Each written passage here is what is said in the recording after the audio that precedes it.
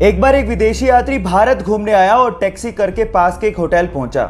जैसे ही वो होटल में चेक इन कर रहा था, उसे पता लगा कि उसका पर्स टैक्सी में रह गया है। उसने होटल वालों को कहा कि प्लीज आप टैक्सी वाले से कांटेक्ट करिए, लेकिन उन्होंने कहा कि हमारे पास टैक्सी वालों के कांटेक्ट नंबर नहीं है। उसने भी बहुत कोशिश करी, लेकिन टैक्सी वाले का कहीं पता ही नहीं लगा। वो पूरी तरह से घबरा गया था क्योंकि उसका क्रेडिट कार्ड, उसका आइडेंटिटी कार्ड सब पर्स के अंदर थे। लेकिन 2 घंटे बाद वो टैक्सी वाला आया और उसने उस विदेशी यात्री को उसका पर्स थमा दिया। विदेशी यात्री ने खुश होकर उसे $70 देने की कोशिश करी, लेकिन उसके बाद जो टैक्सी वाले ने जवाब दिया वो आप लोगों को सुनना चाहिए। टैक्सी वाले ने कहा कि इस रिवॉर्ड के लिए मैंने आपको आपका पर्स वापस नहीं किया है, मैंने आपको आपका पर्स इसलिए वापस किया है क्योंकि ये आपका है। अतिथि देवो भव की भावना को साकार करने वाले उस टैक्सी वाले को मेरा सलाम।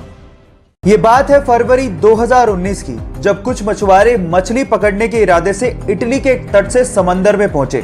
जब वो समंदर के बीचों बीच थे तो उन्हें कुछ दूरी पर कुछ तैरता हुआ दिखा। शुरू में तो उन्हें लगा कि शायद ये कुछ लकड़ी के टुकड़े हैं, लेकिन जब पास जाके उन्होंने देखा तो वो ये देख के हैरान रह गए कि वहां पर 2 हिरन तैर रहे थे। Oh my God!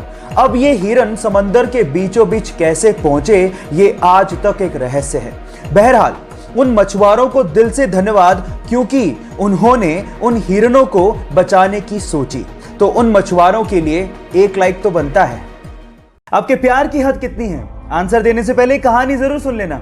यह बात 1970 की, जब स्वीडन से आई एक टूरिस्ट से एक इंडियन आर्टिस्ट को पहली नजर में प्यार हो गया। उसके बाद वो एक दूसरे को डेट करने लगे और फिर शादी हो गई। लेकिन कुछ कारणों की वजह से उस लड़की को वापस अपने देश लौटना पड़ा। लेकिन उस लड़के ने कहा था कि हम लोग एक दिन फिर से मिलेंगे।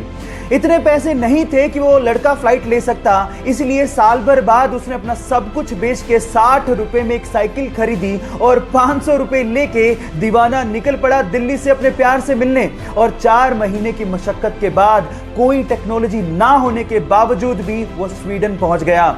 इतना शिद्दत वाला प्यार देखकर लड़की के माँ बाप ने लड़के और लड़की की फिर से स्वीडन में शादी करवा दी। है ना जुनूनी बात?